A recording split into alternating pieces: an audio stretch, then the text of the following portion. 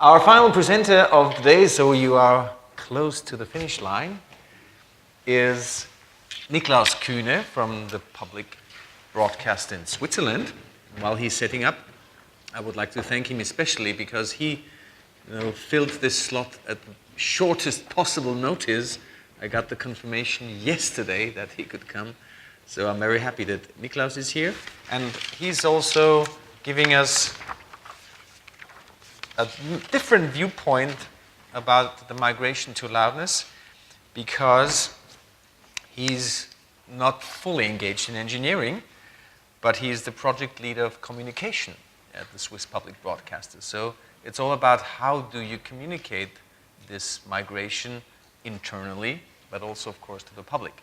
And Swiss broadcasting and the move of Swiss broadcasting to loudness normalization is a big success story. And we'll hear from Niklaus what has been going on in all the years of preparing that and how the results of the switch to loudness normalization in Switzerland, would be. Niklaus, thank you. Thank you, Florian. Thank you for still being here and listen to that last presentation. As Florian said already, I'm not going to talk about TVs and LUFs and whatever I've heard this afternoon, but I'm going to talk about the audience, about our strategical way, because I think we were one of the first broadcasters, at least in Europe, to implement R128 to our TV programs, and I just want to show you our approach there. But before I do that, if it works, okay, I give you a short overlook of what we do, who we are. SRG stands for Swiss Broadcasting Union. We are actually a private, in juridics words, a private company with a public mandate. Politically, financially, more or less independent. What's most important, we are present in all the 4 language areas in Switzerland, and believe me, if we talk about audio, we don't only talk about loudness, we also very much talk about understanding each other. So that's sometimes quite a task to make each other understand over the language boundaries. That's a short overlook of our programs. We are presently operating 7 TV channels and 18 radio channels. The TV channels, we just switched onto HD end of February this year, and the reason why I'm telling you this, that this day was quite important for us also in relation to implementing loudness R128, because it was a great opportunity. We had to rebuild our technical infrastructure anyway, so that was the very best moment to do that. Leap day in German means switching day, if you translate that literally. So that was a very nice opportunity to really switch over, and we took that. That's why we changed that. We chose that date, 29th of February. Beside HDTV, we also started to work file-based with all the headaches that's involved into this project, and last but not least, as I already said, R128. The approach to R128 has also quite a long history. It started, if we go back to 2006, with the finalization of the HDTV roadmap, and then the most important part, I think, was 2008, when we started to talk about P-Loud. I actually was impressed by your graph, your bars you showed. You compared some 60 channels with the different loudness, and I saw similar channels from similar bars from one of our channels over a 24-hour period, about showing more or less about the same differences. So we knew, I think everybody knew in the business that there has to be done something, and that's why we started quite earlier when also the EBU started to take initiative and started to work on this loudness issue. And then 2010, our company stated an official commitment for R128. 2012, the redesign was completed and we started in, as I said, February 29 this year. Now,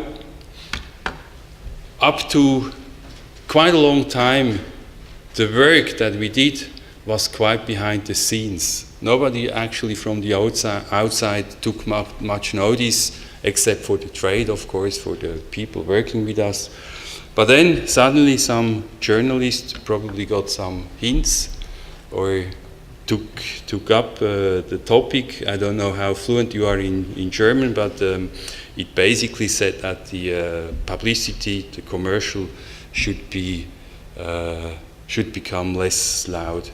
And then he kind of triggered a small avalanche. Many other media took up the topic and started to report, all more or less saying the same, that publicity and trailers should become more or less the same loudness level than the rest of the program. And then I think the ice was broken. That was a picture on the February 29th of the one of the most popular program illustration in Switzerland, also talking to the audience in very simple words what we are going to do. So suddenly we had the situation that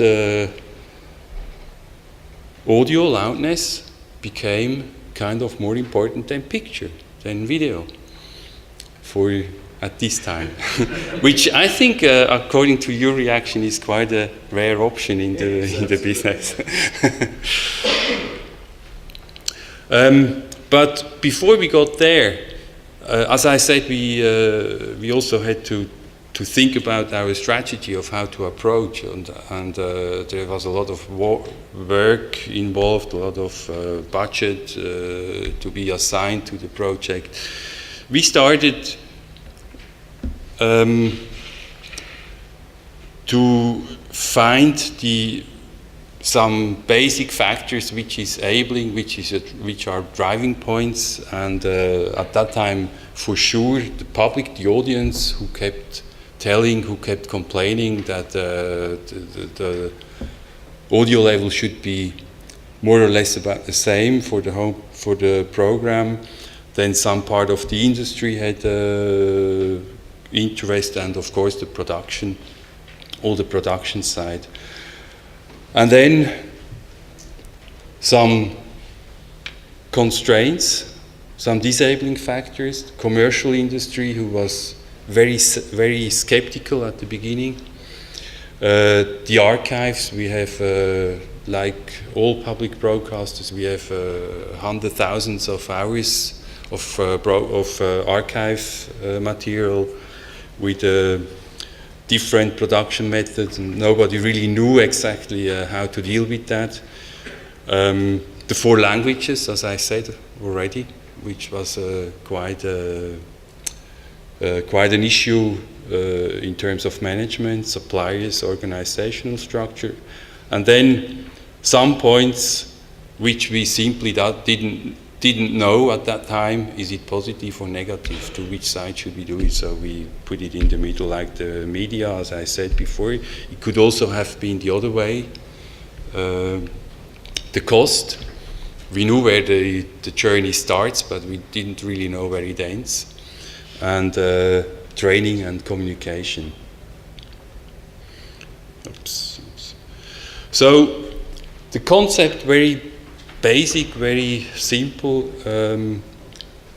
As I already said, the AG migration for us was an ideal opportunity to do the switch. Priority were given, content suppliers should deliver ready to broadcast. We started from the end, from the play out, because that was the most simple way to do. the loudness normalization, and radio, that was clear because radio is much more complicated, even in terms of production structure, in terms of distribution, that radio should follow later on. One important point that we also noticed right from the beginning was professional training. New technologies always need new methods, needs new ideas. So you are perhaps familiar with this scheme, these different levels. I think that was even one issue in the EBU work group. So I'm not going to talk too much about that. Commercials, as I already said, was quite an issue. We had to do a lot of conversation and a lot of convincing also to the commercial industry, because being one of the first to actually start with R128, we were also one of the first messengers who are chopped off your head if you come with how to say the bad news. We had to develop a migration strategy. We couldn't just switch from one day to the other, and for that reason, not to make it too harsh, we opened the window. We defined a transition phase that our suppliers could deliver the material in both standards. Now, looking back from now, we notice that the processes that we established all worked well. Thanks God, I can only say. Loudness of the different spots now are almost perfectly normalized. Commercials and programs match perfectly. That's what we hear from our audience very much.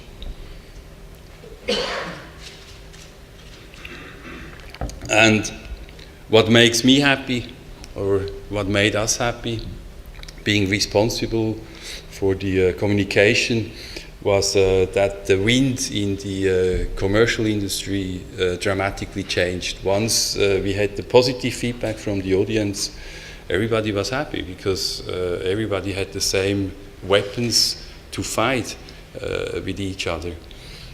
And what we also experienced during this phase, that we have to be open. We want to be open. Customers, our suppliers need to know what happened to their material once it's delivered to our premises.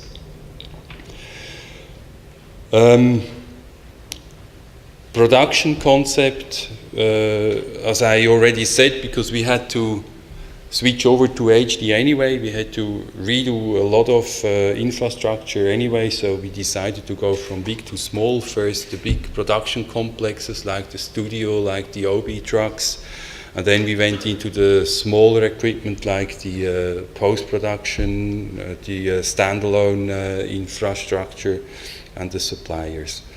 Up to now we have not even a year experience now. We are almost at 100% in R128. So, to give you a summary, looking back to the story is always much better than looking forward. What I could say, that implementing EBU R128 is not only a technical project, it was very much a managing project, a project of course also needing a lot of communication, also a lot of talks, also a lot of persuasion sometimes to go into the right direction.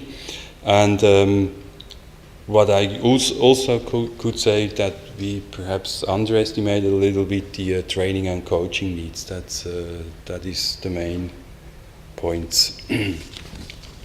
As I said, the situation now, we are almost there. We haven't really reached the end of the road yet. We're still facing technical issues. Sometimes we do have problems. I don't want to deny that. But interesting enough, we also notice that our audience has become spoiled, because whenever we have a technical problem, sometimes that happens, that some equipment fails and the normalization doesn't work the way it should have worked, we immediately get a reaction. People are very much aware, and if for any case we don't know this with our monitoring system, we will certainly notice the next day when we get the audience reaction. That's it. Thank you. I think we all had a long day and a weekend ahead of us. Thank you for your attention, and maybe another time. Thank you.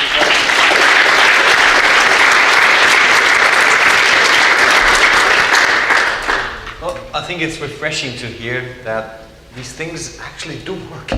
They really do work. Switzerland has proven it as one of the first countries, and many have followed, as you know. So we are in a good way, despite all the potential challenges and the real world challenges that we still face.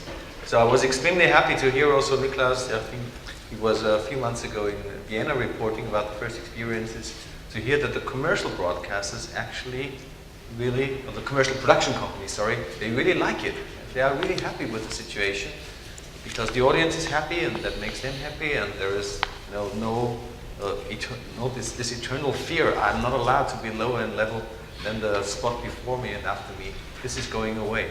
And I think it's important also here in the UK to communicate with the commercial production houses that it's not about punishing them. We don't want to punish them for having produced loud commercials, because it's because of the peak normalization scheme that it turned out to be the way it is.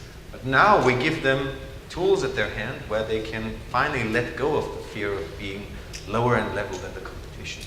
And we give them tools where they can ensure that it's going to be equally loud, and they can think about new ways to produce their spots, new ways to be creative, new dynamics, etc. And Switzerland has proven that.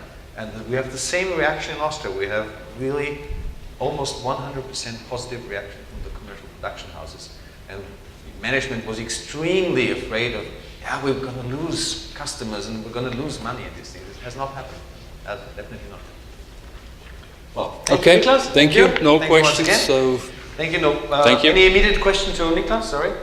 Any immediate one? Nope. Everybody wants to get. Oh, there's one. Sorry. Great. One more. One question. Yes, thank you. Kyle Mattis from Walt Disney. You mentioned content suppliers, and that's what we do. Delivering to your requirements. And yeah. That's our, that's what we want to do. That's our desire. But in the slide, for example, that MC had up illustrated how many different potential targets we're being asked to meet when you go to deliver the same piece of content to broadcasters, platforms, cable and satellite providers all over Europe. And the challenge really has been, how do we have one master that we can transform in so many different ways in a very easy or standardized way to meet what is, it was supposed to be one requirement, one specification, and if it was just the one, that would be nice, but the reality is very different at the moment. We were being asked so many different things by so many different broadcasters, and the uptake, as you illustrated earlier, Florian, is not consistent across Europe. So some people are still looking at PPM quasi, some people are fully on board, like Switzerland. And the other thing that is quite challenging for us is the library content, because we distribute that so much. And some of that is 30, 40, 50, 60 years old, and obviously that's not been mixed with any of these kind of standards in mind. So obviously I spend a lot of time talking to software guys around what kind of solutions we can do, but one of the challenges in that respect is to do with the films, because they've been mixed for the cinema. They have very wide dynamics, and some of the sound designers and sound engineers don't necessarily want us to put a lot of compression in them. So I think those are just two of the challenges that we've been facing. I don't know if anybody wants to comment on that. One thing that I have to take into account is that we are in the middle of a transition, and of a transition which is the biggest transition we'll ever experience in audio. So I think we have to be aware that it will take some time before all the different versions, all the different countries, the different flavors of EBU R128 compliant settle down to, you know, a few, because basically that's all there is. It's R128 and that's it. We have a target level with a max true peak. We have clear guidelines what to do. There has been some misunderstanding, as I told a couple of hours before, about the max momentary and the max short-term measures that we just put in as, you know, examples of possible figures, which have been taken up by broadcasters. That, hey, here is a figure. Let's take it as the max, and let's take it into file-based processing, and we have a criteria for rejecting stuff or accepting stuff. We very much will put that, you know, into the right perspective with the next issues of the production guidelines and our papers in the EBU, to kind of get rid of a couple of the flavors that are around there which are going into the wrong direction. So I think you can expect over time, of course, more and more countries switching to loudness, but also these kind of different flavors boiling down to only a very few, not significantly differ at all. I mean, it's going to be minus 23. That's, I mean, the most important one. There might be some values for short-term or momentary, depending on genre, commercials especially. There might be some guidelines into loudness range and these kind of things, but we will make it very sure that a broadcaster shouldn't use that too harsh, because the main thing is target loudness for your programming. So we hope to clarify a little bit here. Actually, I have to say it would have been an absolutely worldwide, eternal, universal miracle if the whole of Europe could have changed on a day. I mean, the status of different broadcasters in Europe is so different. When I made the joke about the DAT recorder in my box in Croatia, they would not even move to the DAT recorder. They were still on quarter-inch tape. So the joke went into the wrong direction. So there, broadcasters have reached different levels of expertise and of the infrastructure. So it's out of the question that all will switch at once. It's a miracle already that in Europe, within a day, Germany and Austria were switching, and the public and the commercial broadcasters, and Switzerland already in February. So I think we've kind of concentrated in quite nicely in half a year or a year. Next year will be a big one too. I think by the end of next year, I would guess 75% of Europe will be on the cloud, I think, which is great. I mean, for such a fundamental change, it's great. It's rather fast. But now in this transitional period, of course, we have to live with the fact that there's going to be a lot of misunderstandings and flavors and things to take into account from the old world and to the new world. I think that's very natural. So that shouldn't prevent us or discourage us. Long answer to a long question. And as far as dynamics is concerned, yes, of course, legacy material has to be looked at, absolutely. There are many ways to solve it with file-based processing, with real-time processing, many ways to do it. And you have to find, of course, together with the broadcaster, the most efficient one, audio quality-wise, financial-wise, that has to be looked at, absolutely. Well, any more comments and questions? Because otherwise, I would call it a day. Thank you very much for attending here. Thanks again to our sponsors here enabling the event, especially the gold sponsors, Dolby and Linear Acoustics. We were happy to be able to organize the event anymore. Training was one of the last items of Niklaus, coaching and training. This is an example of coaching and training being needed. These kind of events will certainly continue. We are not there yet, as your question also says, but we are in a very good way. And with that, I wish you also from my side, from Austria, happy Christmas and a great New Year. All please watch the New Year's concert around -23, of course. So that hopefully will be the case. At the latest on the Blu-ray, it'll be -23.0, I would guess. And thanks very much for attending. And don't forget to fill out the evaluation forms. Yeah. Thank you. Bye-bye.